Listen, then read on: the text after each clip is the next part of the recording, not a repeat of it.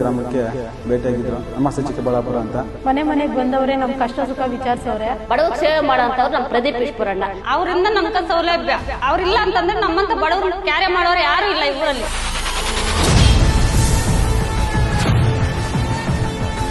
ಸುಮಾರು 10 ವರ್ಷದಲ್ಲಿ ಮಾಡಕ್ಕಾಗದಿರೋದು ಕೇವಲ 10 ತಿಂಗಳಲ್ಲಿ ಮಾಡಿ ತೋರಿಸಿದ್ದಾರೆ. ಅಂತದ್ರಲ್ಲಿ ನಮ್ಮ ಶಾಸಕ ಪ್ರದೀಪ್ ಈಶ್ವರರು ಅವರ ಸಮಸ್ಯೆಗಳು ಮನೆ ಹತ್ರ ಹೋಗಿ ಕೇಳಿ ಪರಿಹರಿಸಿದ್ದಾರೆ. ಬಡರೇಖೆಗಿಂತ ಕೆಳಗಡೆ ಇರೋರಿಗೆಲ್ಲ ಏನು ನಾನು ಸಹಾಯ ಮಾಡಲೇಬೇಕು, ಬಣ್ಣನ ರೀತಿಯಾಗಿ ಇಟ್ಕೊಬೇಕು ಅಂದ್ಬಿಟ್ಟು ಇವತ್ತು ಬಂದ್ರು. ಏನ್ ಬೇಕಲ್ಲ ಸಮಸ್ಯೆ ಕೇಳಿದ್ರು, ಪರಿಹಾರ ಮಾಡಿದ್ರು.